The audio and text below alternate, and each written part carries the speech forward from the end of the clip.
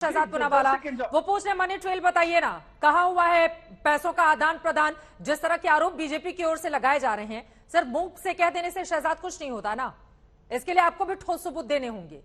जी देखिए, मेरी बड़ी बहन राधिका को भी बोलना है तो मैं संक्षेप में अपनी बात रखूंगा। याद है चित्रा जी, मेरे को सुअवसर मिला था आपसे डिबेट करने का सत्येंद्र जैन वाले मामले में।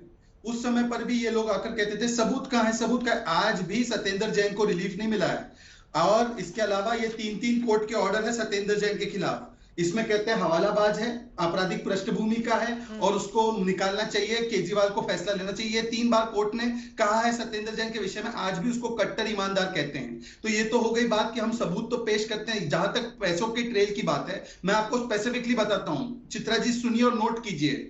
करोड़ों रुपए की जो ये क्रेडिट नोट है उसके माध्यम से पेमेंट आम आदमी पार्टी के लोगों को की गई। और वो कब कब की गई मैं आपको बताता हूं। 2.5% से 12% कमीशन बनाई गई L1 होल्डर की।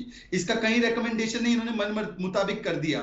उसका पैसा इनको पहला इंस्टॉलमेंट 150 करोड़ मिला है, ओबरॉय के यहां पर डील हुई है उसकी।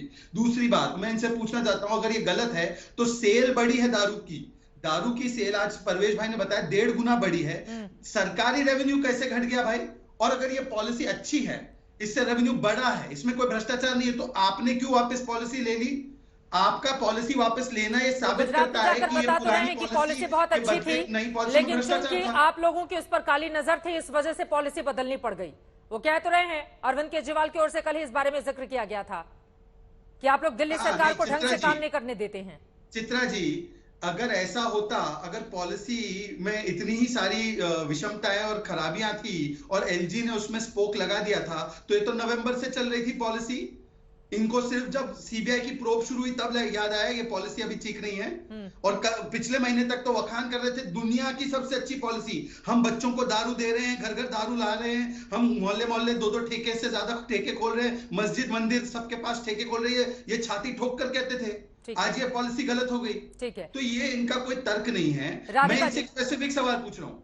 एक स्पेसिफिक सवाल है, मैन्युफैक्चरिंग कंपनी और ब्लैकलिस्टेड कंपनी खाऊगली को आना मना था। उस ब्लैकलिस्टेड कंपनी खाऊगली के खिलाफ शोकॉज नोटिस हुई, आपने उस शोकॉज पे क्या कार्रवाई की?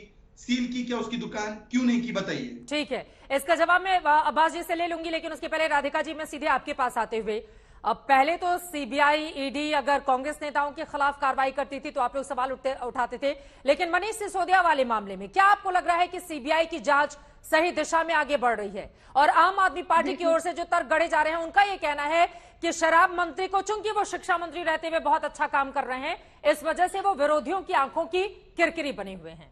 राधिका, देखिए सबसे पहले तो चित्रा जी, हम बचपन से कहानी सुनते आए हैं, शेर आया शेर आया, और जब असल में शेर आता है तो आधे से ज्यादा लोग विश्वास करने से इनकार कर देते हैं, और वही होता जा रहा है। क्योंकि सीबीआई हो, ईडी हो, हमने देखा है कई तरीके से सरकार ने, मोदी सरकार ने उसको किस तरीके से अपने विरोधियों के खिलाफ इस्तेमाल किया है। तो जब सच में कोई घोटाला होता है तो ऑटोमेटिकली सवाल उठने लग जाते हैं, और उसी तरीके से आम आदमी पार्टी ये सवाल उठा रही है। अब मैं आपको पंजाब का एग्जाम्पल देती हूँ, क्योंकि इनकी नई नवेली सरकार है पंजाब में। वहां पे इनके स्वास्थ्य मंत्री पर आरोप लगते हैं, उनको इन्हीं की सरकार गिरफ्तार करके जेल में डाल देती है, उनका इस्तीफा ले लेती है। वो आज बेल पे बाहर है। संगरूर का चुनाव उन्होंने बाई इलेक्शन जीतना था तो उस पर कार्रवाई कर दी, और क्योंकि वो एक छोटे और नए नेता थे इसीलिए केजरीवाल साहब के ज्यादा करीबी नहीं थे। लेकिन जब वही घोटाले, अलग तरीके के घोटाले दिल्ली में होते हैं, एक इनके स्वास्थ्य मंत्री सत्येंद्र जैन, जिनकी आज फिर बेल कैंसिल कर दी गई है, कोर्ट को उसमें कुछ ना कुछ तो दिखाई दिया होगा।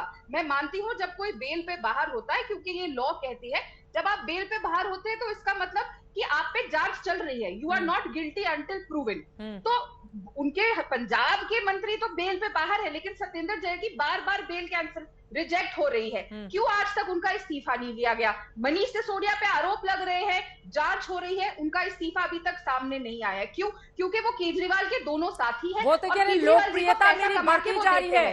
राधिका खेड़ा जी वो कह रहे हैं अरविंद केजरीवाल की इतनी लोकप्रियता बढ़ती जा रही है, इस वजह से आप लोग उनको बेवजह परेशान करने के लिए निशाने पर ले रहे हैं। देखिए क्या शिक्षा नीति है सिसोदिया साहब की, जिसके ये बड़े बड़े लेखों के पीछे ये छिपना चाह रहे हैं। ये कैसी शिक्षा नीति है जो आके एक्साइज में जब आ जाती है, ये उम्र शराब पीने की कम कर देते हैं। ये देश के बच्चों को, आने वाली नस्लों को क्या सिखा रहे हैं कि और जल्दी शराब पीना शुरू करिए और ज्यादा शराब पिए। 23 से आप ड्राई डेज लाके 3 दिन पे ले आते, किसको फायदा पहुंचाना चाह रहे हैं? 23 दिन अगर साल में दिल्ली में ड्राई डे होंगे तो इसमें इनको इतनी तकलीफ क्या थी? और सबसे महत्वपूर्ण बात, जब दिल्ली जूझ रही थी, आपने भी कई शो करे थे और आपने भी देखा था, चाहे सोशल मीडिया हो, वीडियो भी आए थे और हमने असली हालत देखी थी। दिल्ली में लोग सांस लेने के लिए तड़प रहे थे चित्रा जी, ऑक्सीजन नहीं था, दवाइयां नहीं थी, हम सबने अपने परिवार वाले खोए, 20,000 से ज्यादा लोग दिल्ली में मरे। तब ये लोग क्या कर रहे थे? शिक्षा की अपनी एक्साइज की पॉलिसी बदल रहे थे। उस समय सरकार की गंभीरता और उस सब बात की जिम्मेदारियां किस तरफ थी? एक्साइज पॉलिसी बदलने की। और आज जो उनके डिफैक्टो पंजाब के मुख्यमंत्री है राघव चड्ढा, आप देखिएगा हर रोज किसी टीवी चैनल पर जाके बोल रहे होते कोरोना था तो हम क्या करें, हमें तो एक्साइज का ध्यान देना था।